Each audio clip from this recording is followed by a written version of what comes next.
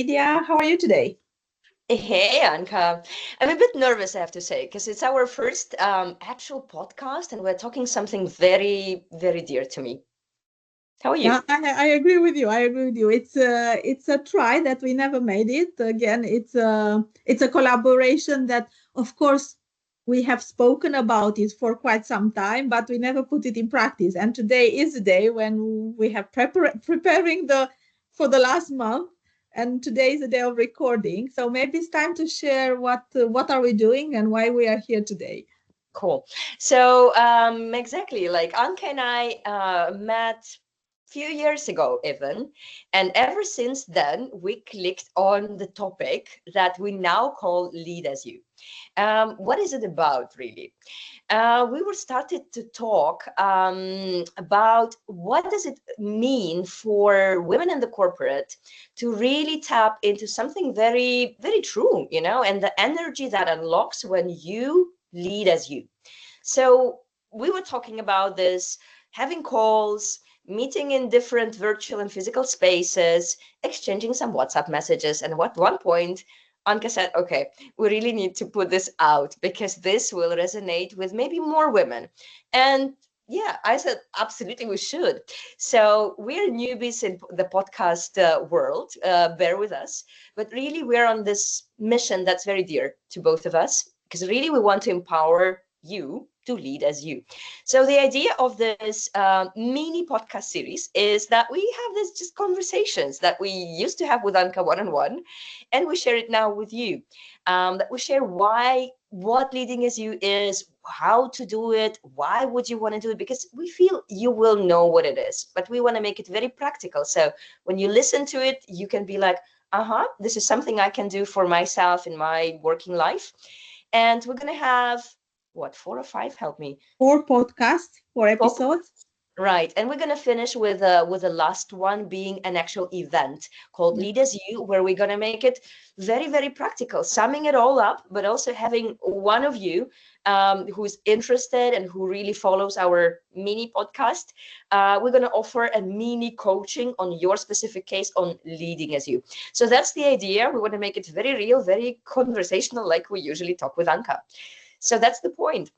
How did we come to this, Anka? Tell the world. Yeah, and I think that's actually the beauty because we've been thinking, when do you realize what means lead as you, and what makes us to kind of even start talking about this topic? And it was maybe also started when you start with your story about how was your life in the corporates and what made you to take the path of what you are doing today, and then me also sharing my evolution and my transformation from really being a very good and in I would say army wise corporate girl into trying to get outside of the corporate world and actually explore different things. And when I realized that when you speak and bring who you are from the soul and from authentic who you are, you can realize actually more that you are recognized more as a leader.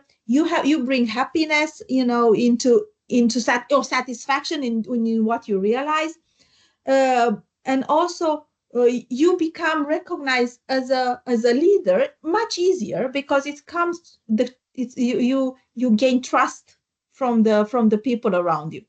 And that was in at the conference, and we talk about what means to be women in the today's world, especially in the technology. What means to be a leader as a woman? How much do you need to play the game? How much you need to wear a mask, or you shouldn't wear a mask to succeed, to become whoever you want to be in the job or on your career? And that's where Lidia started. What really means lead as you, Anca? Yeah. Yeah. And so, and if I just wanted to ask you to give an actual example of how you started and why did you start leading as you? Yeah, I think it's actually very interesting because, again, all the life we are learned to be part of something big, and we want to be part of a community. We want to become part of the team at the, where you are. Um, and then someone in my career, someone's kind of pushed me, to be honest, to go and speak in public. Mhm. I have never done it before, and I had even no clue what it is. And you know, you prepare, and then you realize that when you are on the stage and when you speak from the heart about things that you know about it, you know the world is opening to you. So I really started to exercise that, and you know, the feedback I've started to receive, it was immense. People were coming to you, and I didn't even realize that I could do it. And then every time, you know, you start to small, you don't even think, you go and, you know, you go and start talking there, speaking there, connecting there. It becomes like a snowball effect, and things becoming bigger, and the doors are opening, connections are opening, you meet different people, and you realize actually the power of being who you are and being simple, authentic, good, you know, natural. And then, you know, things are growing from that.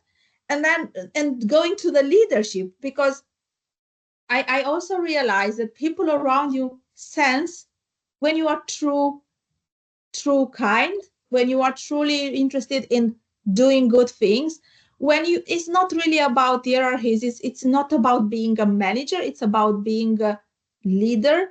And that's also how your vision can really be put into practice. Again, breaking barriers of hierarchies, because you are so empowered and trusted in what you are doing. You have that confidence, you have knowledge, you have confidence. I know I'm talking what I'm talking about. I know I can do it. And in the end, it's really about me being happy that I can deliver something that means for me. Mhm. Yeah. Oh, I love it. And I love how you make it very clear that, I mean, when you are publicly speaking, when you're on stage, people can see you through. Well, actually, they always can, but when you're on stage, it's just like from moment one, it's there.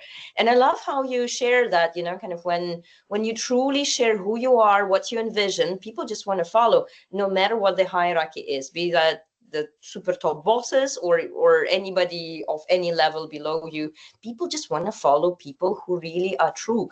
And in my case, you know, I realized that what you said, one thing you said really resonated, the good corporate girl at any level. Actually, you know, we've been conditioned from very early on to follow a certain good girl script. Yeah. Nobody has actually like written it, but we sense it.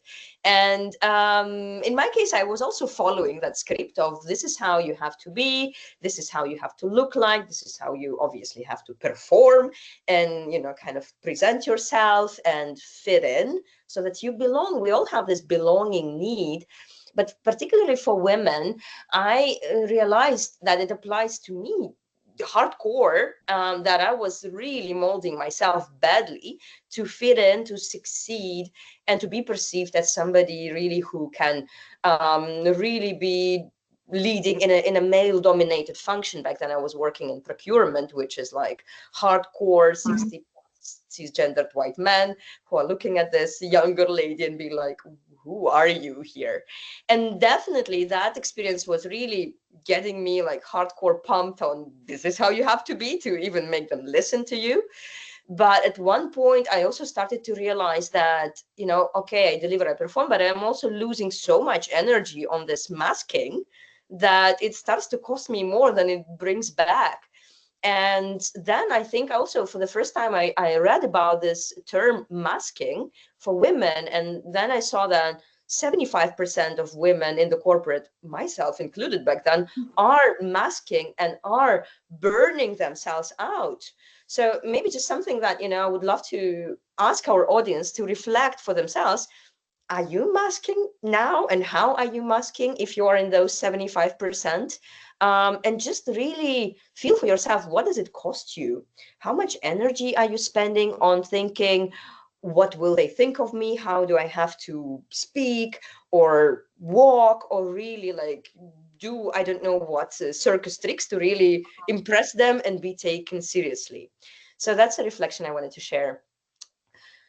Yeah, and then actually now you opened me another topic that I just realized that, you know, internet is full of advices how to succeed in the corporate world. And now I realized one, and if I want actually to bring it up to you, was uh, about how to dress when you meet, in the corporate, and how to smile in the elevator to whoever is like the big boss around you.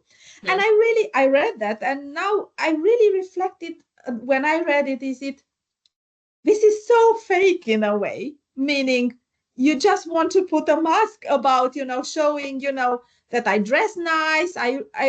And actually it's also reflecting the world we are in, because somehow these tricks are really functioning. And that's actually a very interesting story, how you go beyond that and how you come through your true who you are, your capacity, your values, your possibilities to deliver, your power to look for a vision and implementing, and how goes beyond this very, I would say, not even important things like how you dress. And I have to say, I like to dress nicely. So for me, it will be very easy to go in an elevator and be nicely dressed, because I have a little bit of a passion for fashion. But it's not, this shouldn't be the success, how I'm dressed. So this is very, very interesting about, the power of being who you are in all the situation. And sometimes it's like you said about energy to mask it, but also energy not to mask it. How you balance it. Yeah.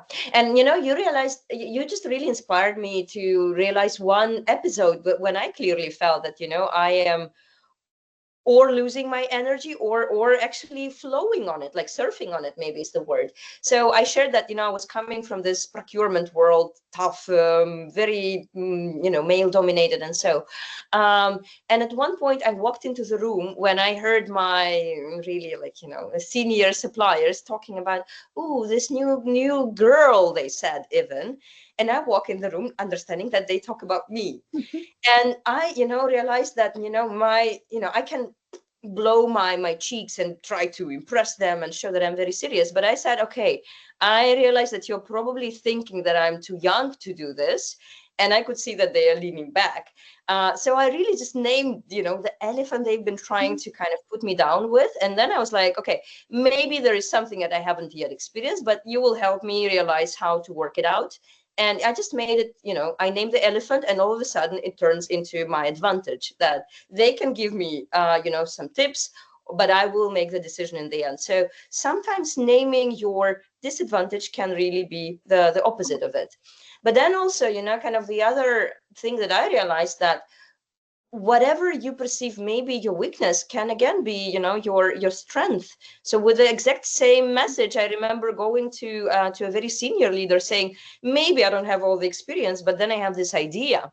And this was really the idea that I really wanted to see implemented. And the guy was like, cool, go do it. Show me a business plan of how could it look like. So really just consider for yourself, how can you, when you're listening to this, maybe be putting yourself, the more real self, out there. And like we said, we want to keep it conversational, but also very practical. We want to put our conversations out there to the world. And we were thinking of sharing with you in each episode a practical tip. If this resonates with you, how you could start. Do you want to share the tip, Anca? Yeah, I think our tip is actually try to realize who are you. So when there is no job description, no job title, outside of your work, what makes you you? And I think what we would like you to do is to put down 3 words about who are you. Also, probably talk to a friend. Try to find out how they see you outside the work, and start reflecting on these things. Share it with a friend, and then for the next episode when we meet, maybe take it to the next level, understanding what are the fears that you may have being who you are and what makes you who you are. So yeah, with that saying, Lidia, do you want? Yeah, and then we're going to wait for you at the next podcast, and we want to ask you if this resonates. We invite you to, start working with us in identifying the whole self you, the real you. And that's why, kind of things that you will think about you can come up from different pieces of your life, but really who you are and how can you show more of who you really are. So please follow us, share what resonated from this episode with you, share it with somebody who you think would benefit from listening to this, and register to the final event. And maybe you're going to be the one who we coach and talk about leading as you in our final event. See you there. Yeah, see you. Bye bye.